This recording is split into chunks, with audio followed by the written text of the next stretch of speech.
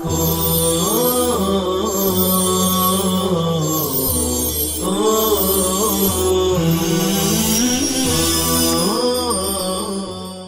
الله الرحمن الرحيم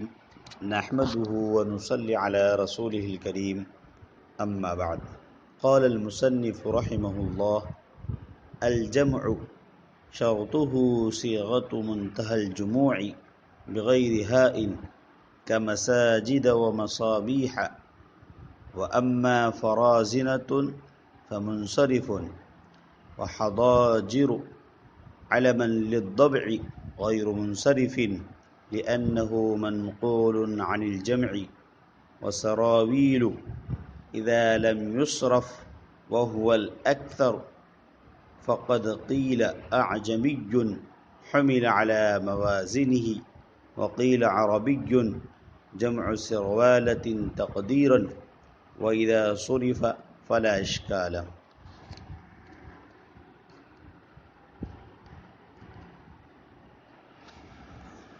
ترجمہ: جمع اس کے غیر منصرف ہونے کی شرط یہ ہے کہ وہ اس منتہی الجموع کے وزن پر آئے جو بغیر ہا کے ہو، جیسے مساجد اور مصابیح، اور بہرحال فرازنتن وہ منصرف ہے، اور حضاجر درا حالانکہ وہ بچو کا نام ہے غیر منصرف ہے کیونکہ اس کو جمع سے نقل کیا گیا ہے، اور سراویل جب وہ غیر منصرف پڑھا جائے اور یہی اس کا زیادہ استعمال ہے تو کہا گیا ہے کہ عجمی لفظ ہے اور اس کے ہم وزن الفاظ پر محمول کیا گیا ہے۔ وقیل اور کہا گیا ہے کہ عربی لفظ ہے اور سروالتن کی فرضی طور پر جمع ہے، تقدیری طور پر جمع بنا لی گئی، اور جب منصرف پڑھا جائے وَإِذَا صُرِفَ فَلَا إِشْكَالَ تو کوئی اشکال نہیں رہتا، اور جوارن جیسے الفاظ حالت رفعی اور حالت جری میں قاضی کی طرح ہے۔ یہاں سے مصنف علیہ الرحمہ اسباب تسعہ میں سے جمع کو بیان کر رہے ہیں جو اکیلا ہی دو سبب کے قائم مقام ہوتا ہے۔ سب سے پہلے جمع کی تعریف سمجھ لیجیے۔ جمع کی تعریف هي الصيغة التي تدل على الثلاثة فما فوقها، یعنی جمع وہ اسم ہے جو تین یا تین سے زیادہ پر دلالت کرے، جیسے مسلمون، رجال۔ جمع کے غیر منصرف کا سبب بننے کے لیے شرط یہ ہے کہ وہ منتہی الجموع کے وزن پر ہو اور اس کے آخر میں ہا نہ آتی ہو۔ گویا کہ مصنف نے جمع کے غیر منصرف کے سبب بننے کے لیے دو شرطیں بیان کی، ایک وجودی شرط اور ایک سلبی شرط، عدمی شرط۔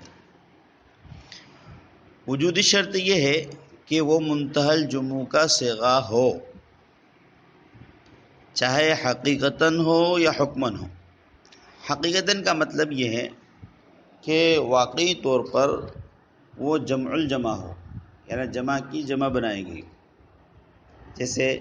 اس سے پہلے بھی ہم نے آپ کو یہ چیز بتلائی تھی کہ کلبن کی جمع اکلب ہے اور اکلب کی جمع اکالب، تو حقیقتاً دو مرتبہ جمع بنائے گی۔ یا حکماً جمع الجمع ہو، منتہی الجموع کا صیغہ حکماً ہو، اس کا مطلب یہ ہے کہ واقع میں وہ جمع الجمع نہ ہو، یعنی دو مرتبہ اس کی جمع نہیں بنائے گی، صرف جمع الجمع کے وزن پر، یعنی منتہی الجموع کے وزن پر آ گئی۔ جیسے مسجد کی جمع مساجد، عصفور کی جمع عصافیر، مصباح کی جمع مصابیح۔ تین کے حقیقتاً دو مرتبہ جمع نہیں بنائے گی، لیکن ایک ہی جمع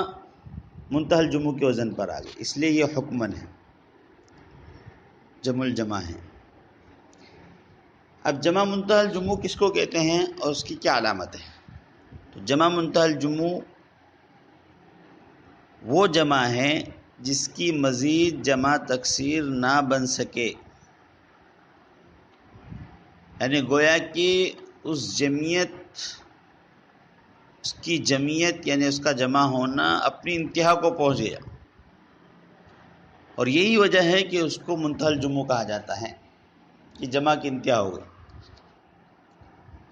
جمع منتہی الجموع کی علامت یہ ہے کہ اس کے پہلے 2 حرف مفتوح ہوں گے اور تیسری جگہ پر الف ہوگا۔ اب دیکھیے مساجد میں دیکھ لیجیے، مساجد میم سین دونوں مفتوح ہے اور تیسری جگہ پر الف ہے، اور اس کے بعد اگر ایک حرف ہو تو وہ مشدد ہوگا، جیسے دواب، صواف، اور اگر 2 حرف ہو تو پہلا مکسور اور دوسرا مضموم ہو، جیسے کہ ہم نے شروع میں مثال دی مساجد، تو الف کے بعد 2 حرف ہے، مساجد، تو پہلا حرف مکسور ہے اور دوسرا مضموم ہے، مساجد دال پر ضمہ ہے، حالت رفع میں ضمہ آئے گا اس پر، یہ ہے کہ جب وہ عوامل سے خالی ہو، اور اگر اس الف کے بعد 3 حروف ہو تو درمیانی حرف ساکن ہوگا، جیسے مصابیح، عصافیر۔ تو جمع کے غیر منصرف کا سبب بننے کے لیے پہلی اور وجودی شرط یہ بیان کی کہ وہ منتہی الجموع کے وزن پر ہو۔ دوسری سلبی اور عدمی شرط یہ ہے کہ اس کے آخر میں ایسی تا نہ ہو جو وقف کی حالت میں ہا بن جاتی ہو۔ یہ جو بغیر ہا ان کا، تو یہاں سے مراد جو وقف کی حالت میں ہا بن جاتی ہے، اصل میں تو وہ گولتا ہوتی ہے لیکن وقف کی حالت میں ہا بن جاتی ہے، تو اگر ایسی تا جو وقف کی حالت میں ہا بن جاتی ہو وہ نہ ہو۔ اگر کسی کلمے میں اگرچہ وہ منتہی الجموع کے وزن پر ہو لیکن اس کے آخر میں ہا آتی ہے، یعنی گولتا آتی ہے جو وقف کی حالت میں ہا بن جاتی ہے، تو اس صورت میں وہ کلمہ منصرف ہوگا، جیسے مصنف نے مثال دی فرازینۃ۔ فرازینہ یہ منتہی الجموع کا وزن ہے لیکن آخر میں گولتا آ رہی ہے جو حالت وقف میں ہا بن جاتی ہے۔ اسی طریقے سیاقلہ، سیارفہ، صراف کی جمع۔ لہذا اس شرط سے کہ ایسی تا جو حالت وقف میں ہا بن جاتی ہے نہ ہو، پتہ چلا کہ اگر وہ ہا تا سے بدلی بھی نہ ہو، یعنی حالت وقف میں تا ہا بن جاتی ہو، ایسی ہا نہیں ہے بلکہ حروف اصلی کی ہا ہے، تو پھر اس صورت میں وہ کلمہ غیر منصرف ہوگا، جیسے فوارہ، یہ فارحتن کی جمع ہے، فوارہ۔ تو یہاں پر جو فوارہ یہ جو ہا ہے یہ حروف اصلی کی ہا ہے، لہذا یہ غیر منصرف ہوگا۔ تو مصنف نے جو بغیر ہا ان کا ہے اس کو اچھی طرح سمجھیے، اس سے وہ ہا مراد ہے جو تا ہو اور حالت وقف میں ہا بن جائے۔ آگے مصنف نے سوال مقدرہ کا جواب دیا ہے، وَحَضَاجِرُ عَلَمًا لِلضَّبِّ۔ یہاں سے مصنف ایک سوال مقدرہ کا جواب دینے جا رہے ہیں، وَحَضَاجِرُ عَلَمًا لِلضَّبِّ غَيْرُ مُنصَرِفٍ لِأَنَّهُ مَنْقُولٌ عَنِ الْجَمْعِ۔ سوال یہ پیدا ہوتا ہے کہ ما قبل میں مصنف نے جمع کو غیر منصرف کا سبب اور منتہی الجموع کو اس کی شرط قرار دی کہ جمع یہ غیر منصرف کا سبب ہے اور منتہی الجموع کے وزن پر ہونا اس کی شرط ہے۔ حالانکہ حضاجر یہ منتہی الجموع کے وزن پر تو ہے لیکن خود جمع نہیں ہے، یعنی شرط تو پائے گی لیکن سبب نہیں ہے، گویا کہ شرط بغیر مشروط کے پائے گی، یعنی اصل جو چیز جمع ہونا اور اس کی شرط منتہی الجموع کے وزن پر ہونا، تو وہ شرط تو ہے کہ منتہی الجموع کے وزن پر ہے لیکن یہ جمع نہیں ہے، اس لیے کہ یہ بجو کا علم ہے اور علم اور جمع کے اندر منافات ہیں، اور باوجود یہ کہ تمام علماء نحو اس کو غیر منصرف پڑھتے ہیں۔ تو مصنف نے اسی اعتراض اور اسی سوال کا جواب دیا ہے، وہ یہ ہے کہ حزاجر اصل میں جمع نہیں ہے، فی الحال جمع نہیں ہے، لیکن اصل کے اعتبار سے جمع ہے۔ اور جو جمعیت کی جو شرط لگائی گئی ہے، یہ جمعیت کو جو سبب قرار دیا ہے، چاہے وہ فی الحال جمع ہو یا اصل کے اعتبار سے جمع ہو، دونوں غیر منصرف کا سبب بنیں گے۔ تو حزاجر فی الحال جمع نہیں ہے، لیکن اصل کے اعتبار سے وہ جمع ہے حزجرن کی، اور حزجرن کہتے ہیں بڑے پیٹ والا، اور بجو بھی چونکہ زیادہ کھاتا ہے، بڑا پیٹ والا ہے کہ وہ مردار کو قبروں سے نکال کر کھا جاتا ہے، اس وجہ سے جمع کے طور پر اس کا جمع کے ساتھ اس کا نام رکھا گیا، مبالغتاً اس کو حزاجر کہا گیا۔ تو فی الحال اگرچہ یہ مفرد ہے کہ یہ بجو کا علم ہو گیا، لیکن اصل کے اعتبار سے جمع ہے۔ تو اسی اصل کا اعتبار کرتے ہوئے مصنف فرماتے ہیں کہ ہم نے اس کو غیر منصرف کہا ہے، اسی کو کہا لأنه منقول عن الجمع، جمع سے منقول ہو کر آئے، تو فی الحال جمع نہیں ہے لیکن اصل کے اعتبار سے جمع۔ اب آگے مصنف پر ایک اعتراض اور ہوتا ہے کہ اچھا آپ نے حزاجر کے اندر تو کہہ دیا کہ فی الحال جمع نہیں ہے لیکن اصل کے اعتبار سے جمع ہے، سراویل کے اندر آپ کیا کہیں گے کہ سراویل کو غیر منصرف کیوں پڑھا جاتا ہے، حالانکہ نہ تو یہ فی الحال جمع ہے نہ اصل کے اعتبار سے۔ مصنف علیہ رحمہ نے اس کے دو جوابات دیے ہیں، ایک جواب تو بعض علماء نحو کی طرف سے دیا ہے اور دوسرا اکثر علماء نحو کی طرف سے۔ بعض علماء نحو کی طرف سے جواب یہ ہے کہ بعض علماء نحو کے نزدیک یہ منصرف ہیں، اب جب وہ اس کو منصرف مانتے ہیں تو کوئی اشکال ہی وارد نہیں ہوگا، اسی کو آگے مصنف نے کہا وَإِذَا صُرِفَ فَلَا اشکال۔ تو بعض لوگ اس کو منصرف پڑھتے ہیں، تو جو حضرات منصرف پڑھتے ہیں ان پر تو کوئی اعتراض واقع نہیں ہوگا، اس لیے کہ ہم نے اس کو غیر منصرف کہا ہی نہیں، لہذا کوئی اعتراض واقع نہیں ہوتا۔ لیکن چونکہ اکثر علماء نحو اس کو غیر منصرف پڑھتے ہیں اور اعتراض ان پر ہی وارد ہوتا ہے، لہذا مصنف نے ان کی طرف سے جواب دیا۔ اب ان جواب دینے والوں میں بھی دو جماعتیں ہو گئی، ایک گروہ تو امام سبوئی اور امام ابو علی کا ہے، ان کا یہ کہنا ہے کہ سراویل یہ عجمی کلمہ ہے، غیر عربی ہے، اور عربی زبان میں اس کے ہم وزن جتنے بھی کلمات ہیں وہ سب کے سب غیر منصرف ہیں، لہذا یہ ان کلمات کے ہم وزن ہونے کی وجہ سے اس کو بھی غیر منصرف پڑھا گیا، یعنی اس کو بھی ہم وزن کلمات پر محمول کر کے غیر منصرف پڑھا جائے گا۔ اسی لیے اسی کو مصنف نے اپنی عبارت میں کہا ہے قیل اعجمی حمل علی موازنہ،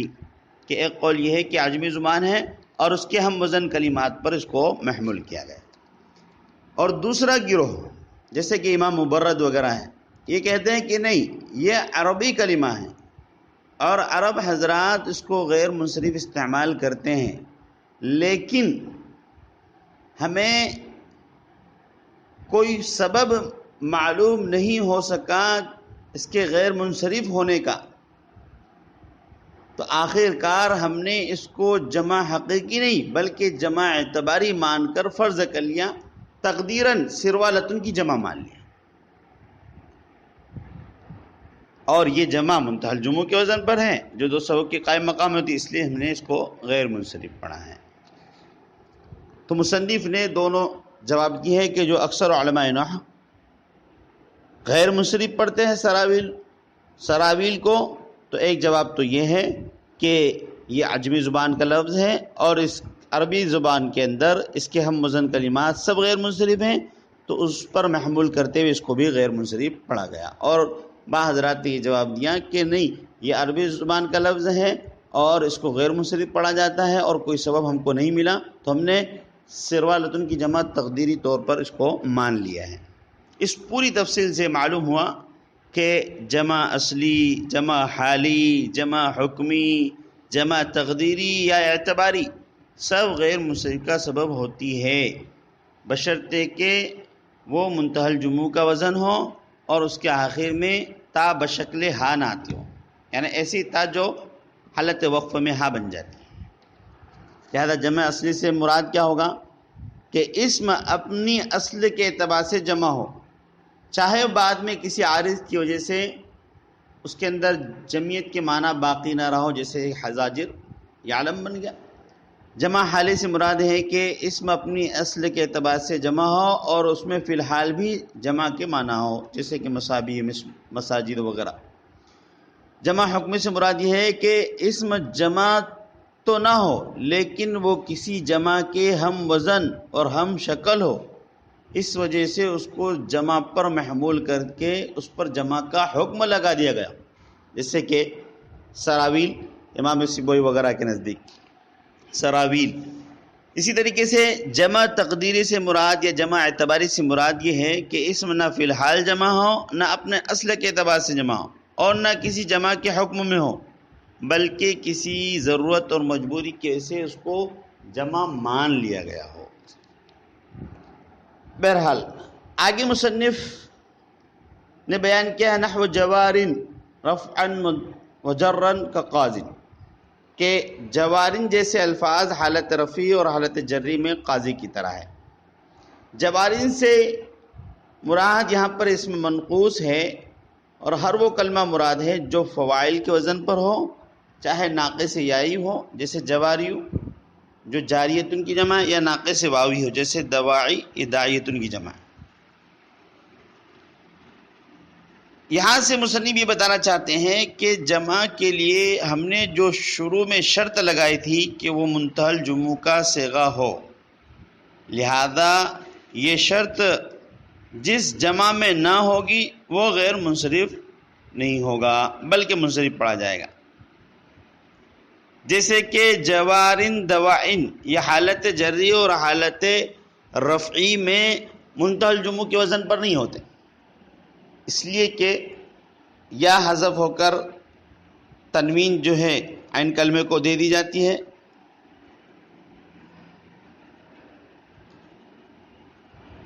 لہذا یہاں پر دیکھیں جوارن، اب جمع منتہی الجموع کی جو ہم نے علامت بیان کی تھی اس میں سے کوئی بھی نہیں ہے، تو جوارن اور دوائن، لہذا یہ حالت رفعی اور حالت جری میں تنوین عین کلمے کو مل جاتی ہے اور یا حذف ہو جاتی ہے، جس کی بنیاد پر یہ منتہی الجموع کے وزن پر نہیں ہوتے۔ اس وجہ سے مصنف کہہ رہے ہیں کہ حالت رفعی اور حالت جری میں قاضی کی طرح ہوگا، لیکن قاضی کی طرح مطلقاً نہیں، صرف حالت رفعی اور حالت جری میں، حالت نسبی کو ذکر نہیں کیا، اس لیے کہ حالت نسبی میں قاضی پر تنوین آئے گی، رأیت قاضیا، اور اس کلمے پر جوارن والے کلمے پر حالت نسبی میں یہ منتہی الجموع کا وزن باقی رہے گا، اس لیے اس میں وہ غیر منصرف ہوگا۔ تو حالت رفعی اور حالت جری میں منتہی الجموع کا وزن نہ ہونے کی وجہ سے یہ منصرف ہوں گے، اور حالت نسبی میں منتہی الجموع کا وزن ہوگا، لہذا اس جیسے کلمات یہ غیر منصرف ہوں گے۔ اب رہی یہ بات کہ مصنف نے نحو جوارن کے ذریعے سے اس کا استعمال کا طریقہ بتلا دیا، یہ نہیں بتلایا مصنف نے کہ یہ منصرف ہوگا یا غیر منصرف۔ ایسا کیوں کیا؟ حالانکہ یہاں پر یہ چیز اور جو بیان غیر منصرف کا چل رہا ہے یہ زیادہ مناسب تھا کہ اس کو یہ کہہ دیا جاتا کہ یہ منصرف ہے یا غیر منصرف، اس کا استعمال کا طریقہ بتا دیا۔ تو اس کا جواب یہ ہے کہ جوارن منصرف ہے یا غیر منصرف اس میں اختلاف ہے، اور یہ اختلاف مبنی ہے ایک دوسرے اختلاف پر، اس لیے مصنف نے اس کو بیان نہیں کیا اور اختصار کو مد نظر رکھتے ہوئے طریقے استعمال بتا دیا کہ حالت رفیع اور حالت جری میں یہ قاضی کی طرح ہوں گے، یعنی منصرف ہوں گے، اور حالت نصبی میں چونکہ منتہی الجموع کا وزن پایا جائے گا اس لیے غیر منصرف ہوں گے۔ امید ہے کہ آج کا آپ یہ درس، اس کی عبارت، اس کا ترجمہ سمجھ چکے ہوں گے۔ اللہ تعالی ہم سب کو علم نافع عطا فرمائے۔ وصلی اللہ تعالی علی خیر خلق محمد وعلی آلہ وصحبہ اجمعین۔